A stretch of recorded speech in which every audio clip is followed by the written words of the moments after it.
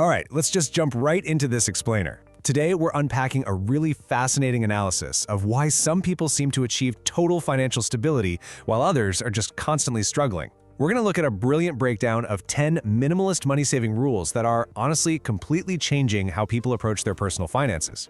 If you've ever felt like, you're earning a decent paycheck but still constantly living on the edge, or maybe your living space just feels totally overwhelmed by stuff that isn't actually adding value to your life, well, this structured framework is going to be an absolute game changer for you.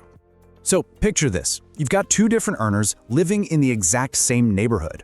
On one side, we have the broke earner. They're pulling in 95 grand a year, but they are completely overwhelmed, drowning in stuff, and just incredibly financially stressed out. But then on the other side, you've got the wealthy earner. They make almost half that, only $52,000 a year, yet they are financially secure, they live a minimalist lifestyle, and they are totally calm. This contrast is absolutely crucial because it shatters a massive assumption we all kind of make. A high income does not automatically equal wealth. True financial stability, it's rarely about what you earn. It's almost entirely about what you keep, how you spend it, and the habits you build around your money. And that brings us to this core, super counterintuitive philosophy that will literally change your psychological approach to every single future purchase. Here it is. Everything you own costs money twice. Let that sink in for a second. We are so deeply conditioned to look at a price tag, pay at the register, and just assume, okay, that's the end of the transaction. But this analysis highlights a massive paradigm shift.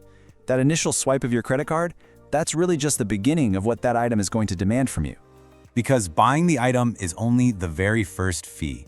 The true cost of ownership goes way, way beyond that initial purchase price. Sure, you've got the upfront cost, but then you have storage costs, literally the square footage in your house that you're paying for to house the item. Then there's the mental energy. You have to clean it, organize it, insure it, or just plain worry about it breaking.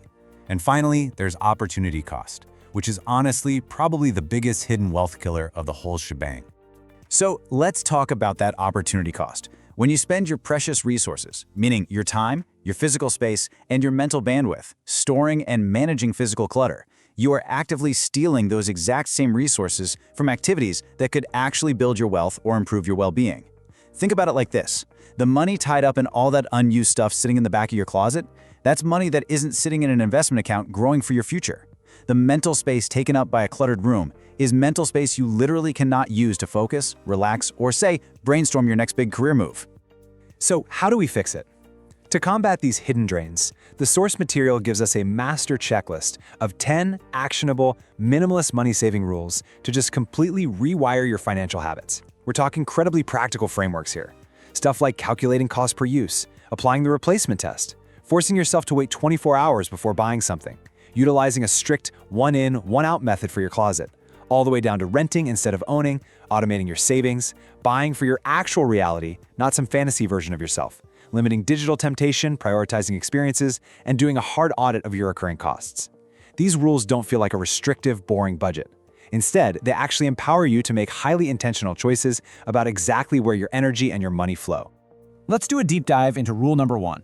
Calculate cost per use. If we break down the math here, it gets really interesting.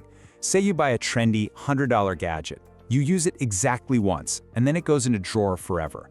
Your cost per use is a whopping $100. Ouch.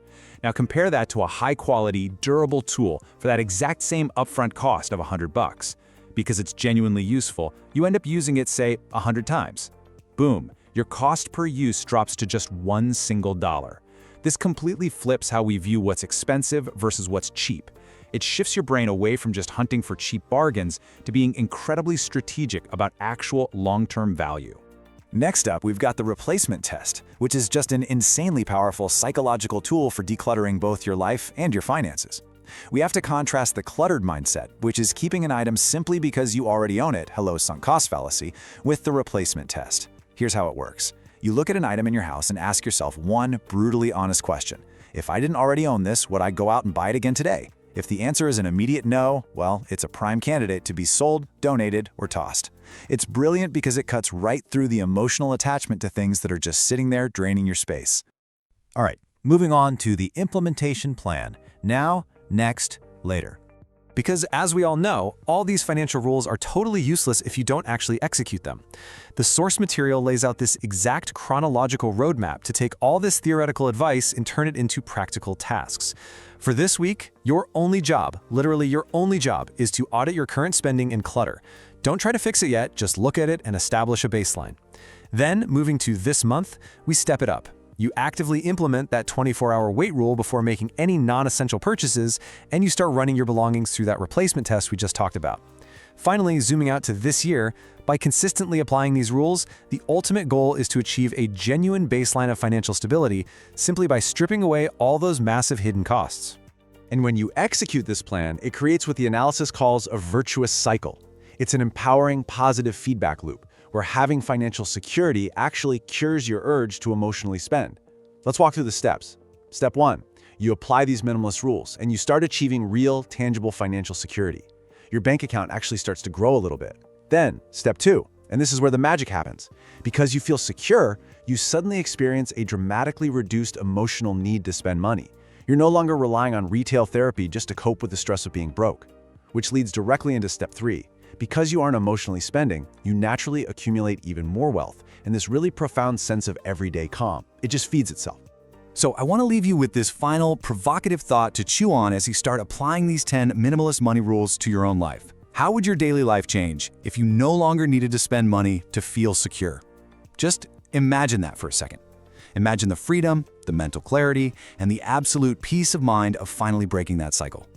Taking control of your environment and your spending, it's not about deprivation at all, it's about making physical and mental room for actual wealth. Thank you so much for joining me for this explainer, and I really hope you can take these frameworks and start building a much calmer, significantly wealthier life today.